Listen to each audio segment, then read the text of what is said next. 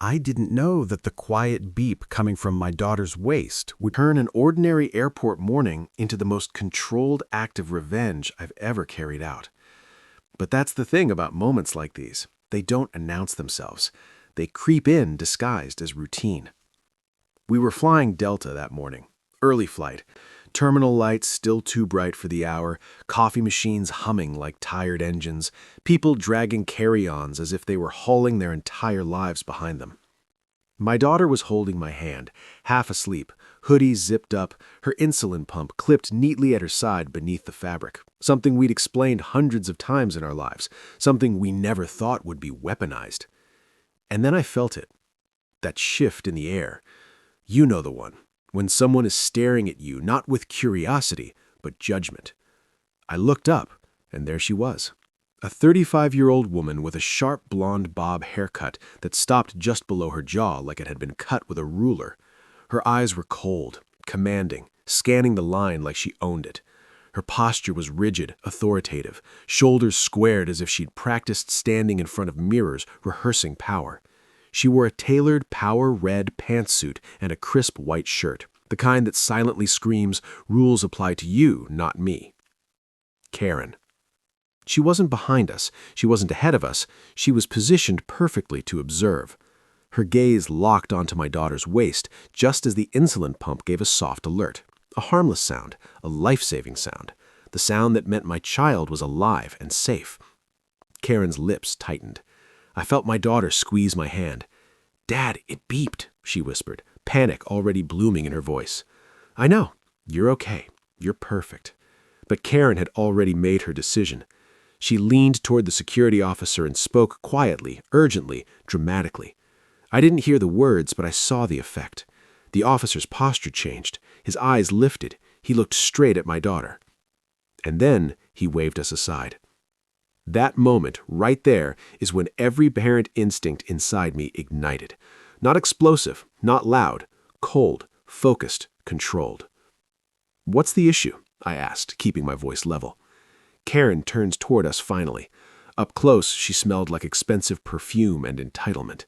She didn't look at me when she spoke, she looked at the officer. "That device," she said sharply, pointing, "she didn't declare it. I don't feel safe." My daughter froze. I knelt instantly, my height folding down so I was eye level with her. I'm a tall man, early to mid-50s, over 6 feet, built from years of discipline and restraint. But in that moment, I made myself smaller so she could breathe. "It's okay," I whispered. "Look at me. You did nothing wrong." Karen scoffed. "I don't know what that is, and I don't think it should be allowed past security without inspection." Inspection, like my child was luggage. The officer asked for documentation. I provided it calmly. Medical letters, doctor's notes, TSA guidelines. I'd done this before. Karen wasn't satisfied. She folded her arms, red blazer catching the fluorescent lights like a warning sign. "Well, I still think it's suspicious. Anyone could claim anything these days." That's when I noticed something else. She wasn't scared. She was enjoying it. My daughter's eyes were glassy now, embarrassed, exposed, a child made to feel like a threat for surviving. And something inside me hardened into something precise. I stood up slowly, my calm, intelligent demeanor masking a storm I've learned to control over decades. Deep breath in, deeper breath out. This device keeps my daughter alive. Karen tilted her head unimpressed. Well then, maybe she shouldn't be flying. There it was, the line. The moment she crossed from ignorance to cruelty. Security eventually cleared us. They always do. Policies exist. Truth wins. But Karen wasn't done. As we walked toward the gate, I saw her again, already talking to the gate agent, gesturing wildly, eyes flashing with righteous excitement. I didn't hear the words, but I saw the shape of them. Complaint, concern, danger. My daughter looked up at me. "Are we in trouble?" she asked quietly. I smiled. "No," I said, "but she is." And that's when I decided something important. I wasn't going to argue, I wasn't going to complain, and I wasn't going to let the airline handle this. I was going to handle it myself, calmly, legally, and in a way she'd never forget. Because the most devastating revenge isn't loud, It's elegant. The gate And it makes the area other buzzed person with expose pre-boarding chaos, exactly who they but are. inside my head, everything went silent and sharp. I've lived long enough to know that moments like this aren't about reacting, they're about timing. Karen stood at the counter, posture rigid, voice raised just enough to be heard, but not enough to look hysterical. A professional complainer, a veteran of entitlement warfare. I took my daughter aside, sat her down, and handed her my phone. "Watch your show," I said softly. "I've got this." She nodded, trusting me completely. That trust, that's the fuel. I walked toward the counter, not angry, not confrontational, calm, measured. Neutral clothing, hands relaxed, stubble beard framing a face that had learned patience the hard way. I waited. I let Karen finish. And then, when there was a pause, I spoke. Not over her, not against her, but into the space she thought belonged only to her. "Excuse me," I said gently. "I believe you're referring to my daughter." Karen turned slowly, eyes scanning me like a threat assessment. "Yes," she said, "I am." "I thought so. May I ask what your concern is now? We were cleared." She smiled thinly. "I'm concerned that Delta is allowing undisclosed medical devices on board without proper notification," she said loudly. "It's a safety issue." I nodded. "That's interesting," I said, "because Delta policy and federal guidelines say otherwise." Her smile faltered for half a second. "I travel frequently," she snapped. "Diamond medallion. I know how this works." Ah, there it was, the badge, the identity. I didn't argue. I didn't correct her. I thanked her. "That's impressive," I said, sincerely. "You must spend a lot of time flying." She straightened. "I do." "Then you understand," I continued calmly, "how serious it is to falsely report a medical device as a threat." The gate agent looked up. Karen's eyes narrowed. "I didn't falsely report anything," she said sharply. "I raised a concern." "And concerns," I replied evenly, "have consequences when they're baseless." She scoffed. "You can't intimidate me," she said. "I'm just being responsible." I smiled. "No," I said softly. "You're being recorded." Her head snapped toward me. "What?" I lifted my phone slightly. Not threatening, not obvious. "I record all interactions involving my child's medical care, for her protection, for accountability." The color drained from Karen's face just enough to notice. The gate agent cleared her throat. "Sir," she said to me, "would you like to step aside?"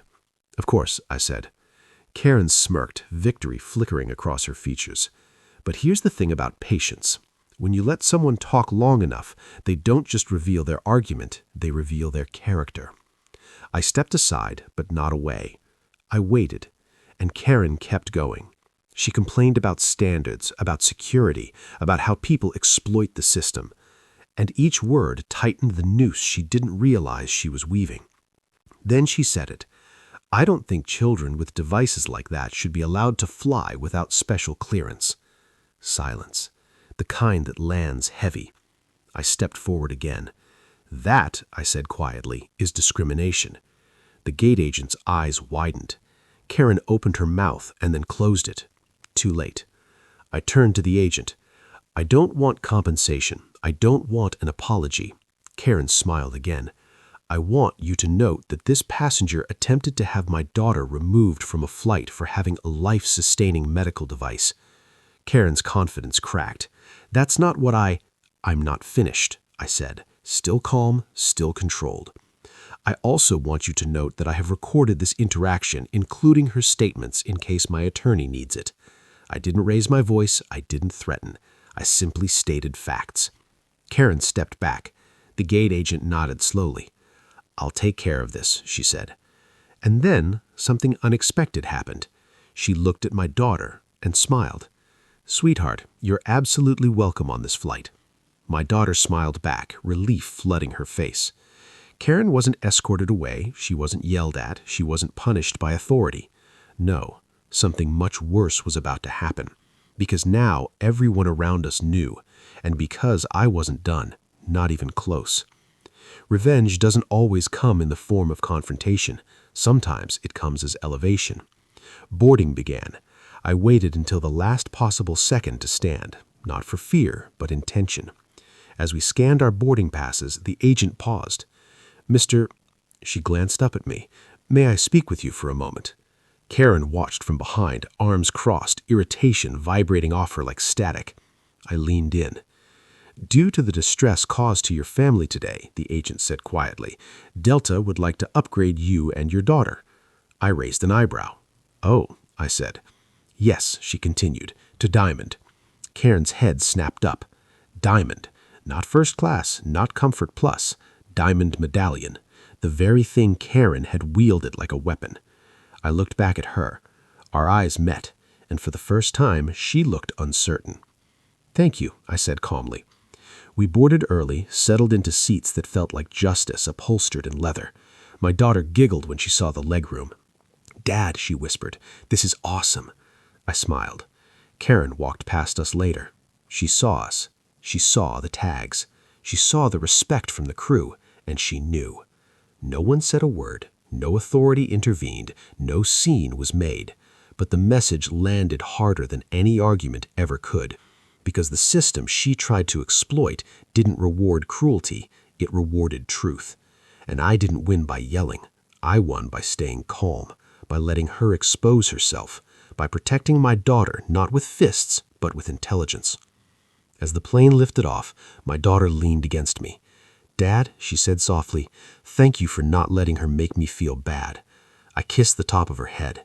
"No one," I said, "ever gets to make you feel wrong for staying alive." And somewhere behind us, Karen sat silently, stripped of her power, forced to watch the very people she tried to diminish rise higher than her. That's the kind of revenge that lasts, because she'll remember that flight forever. And my daughter? She'll remember that her father stood tall, calm, steady, unbreakable, when it mattered most.